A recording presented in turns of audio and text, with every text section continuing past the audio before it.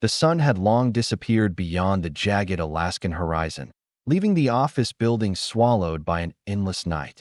Deep in the heart of Anchorage, the corporate tower stood like a monolith of glass and steel, its fluorescent lights flickering.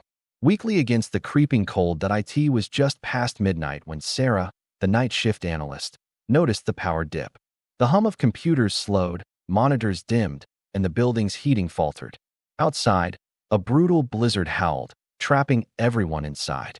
The emergency generators kicked in, but something was wrong. An unnatural chill seeped through the walls, as if the cold itself was alive. Sarah's phone buzzed with a message from an unknown number.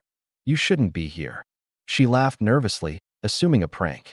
But then the office lights flickered violently, and the temperature dropped so fast her breath fogged in the air. The security cameras showed shadowy figures moving in the hallways, figures no one else could see. One by one, her coworkers began to vanish. The office phones rang with static, whispering voices calling their names. Desks were overturned, papers scattered like leaves in a storm. Sarah's heart pounded as she realized the building was no longer just a workplace. It was a trap. She found herself drawn to the basement, where the original foundation of the building lay buried beneath decades of ice and concrete. There, the source of the horror revealed itself, an ancient, frozen entity awakened by the disturbance of construction. It fed on fear, on isolation, on the frozen silence of the endless night.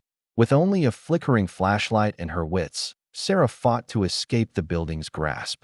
The walls seemed to close in, the shadows reaching for her like claws.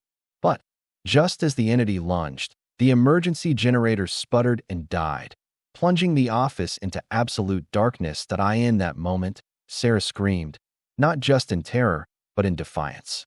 The building shuddered, the entity's grip loosened, and the blizzard outside began to wane. When the morning sun finally broke through the clouds, Sarah was found huddled in the lobby, the only survivor. The office was sealed, deemed unsafe.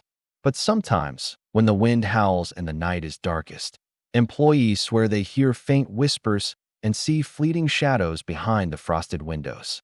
The frozen silence of that Alaskan night never truly left. Weeks later, Sarah received a package with no return address.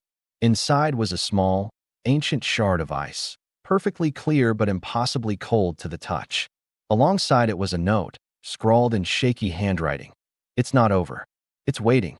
The message chilled her more than any winter storm ever could.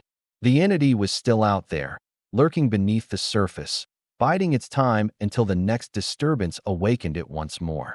And Sarah knew, deep down, that the nightmare was far from finished. Then, one evening, as Sarah sat alone in her small apartment, the lights flickered again. Her breath hitched when the temperature plummeted suddenly, frost creeping along the window panes. Her phone buzzed once more. This time, the message was different. "You woke us. Now we come." Outside, the wind howled louder than ever, carrying with it a whisper that seemed to echo from the frozen depths beneath the earth. Sarah realized the entity's hunger had grown, and the shadows were no longer confined to the office. They were coming for her, and there was nowhere left to hide.